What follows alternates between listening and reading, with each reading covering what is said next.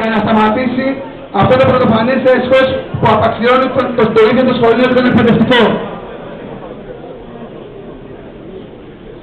Συνάδελφοι, να ολοκληρώνουμε.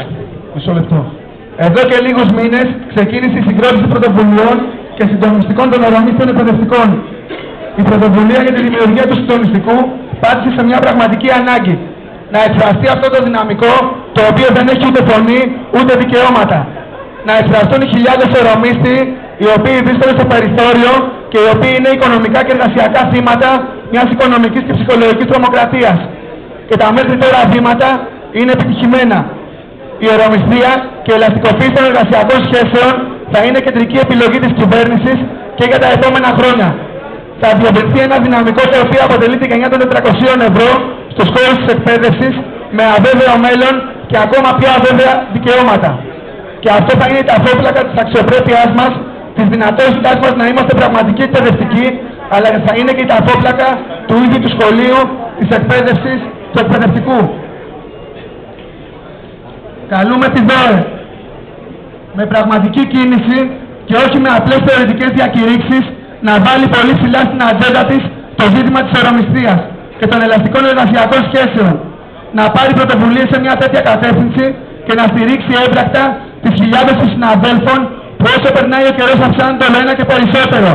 Και αντί οι ορομίστοι να γίνονται μόνιμοι, σε λίγο καιρό οι μόνιμοι και εργασιακά και ασφαλιστικά θα γίνονται ορομίστοι. Καλούμε τη ΔΟΕ να μειώσει την ετήσια συνδρομή για τους ορομίστιους, να προστατεύσει τα επαγγελματικά δικαιώματα των ειδικοτήτων, να πάρει θέση ενάντια στη διάταξη που απαγορεύει την εργασία σε οδεία και φροντιστήρια, απαιτώντας αποκλειστική απασχόληση με 350 ευρώ το μήνα, τα οποία και πληρωνόμαστε πολλούς μήνες αργότερα. Κλείνοντας, όταν στις αρχές λειτουργίας του Λεημέρου, υπό την προηγούμενη κυβέρνηση, ξεκίνησε μαζικά το έσχος της ορομιστίας, η πλειοψηφία της ΔΟΕ το δέχτηκε πιλωτικά ώστε να λειτουργήσει το ολοήμερο. Σήμερα, που χρόνο με το χρόνο η ορομιστία διαιωνίζεται και διευρύνεται, η ΔΟΕ πρέπει να παραδεχτεί ότι τελικά το έσχος της ορομιστίας μόνο πιλωτικό δεν ήταν. Ήταν μόνιμο και διευρυμένο, πέρασε και στην πρωινή ζώνη και απειλεί τη δημόσια εκπαίδευση συνολικά.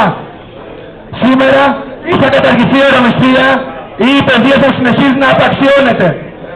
Συνάδελφοι μόνιμοι και ορομίστοι, αντισταθείτε στην πολιτική που ξεφτιλίζει και διαλύει το σχολείο και τον δάσκαλο. Απαιτήστε εδώ και τώρα την κατάργηση του έσχους, του μεσαίωνα, της ντροπής ορομιστίας. Ευχαριστώ πολύ. Ακολουθεί η συνάδελφος από το συντονιστικό των υπηαγωγών για 3 λεπτά, συναδέλφους. Για 3 λεπτά. Η ώρα έχει περάσει. Για 3 λεπτά. Ένα λεπτό. Εδώ παρήλασαν πριν όλοι οι αρχηγοί των κομμάτων, οι οποίοι μίλησαν πάνω από μισή ώρα. Δεν νομίζω ότι εμείς που εκφράζουμε ένα ζωντανό κομμάτι της βάσης μας δίνει την ομιλία για 2 λεπτά. Εντάξει, θα είμαστε σύντομοι, πολύ σύντομοι.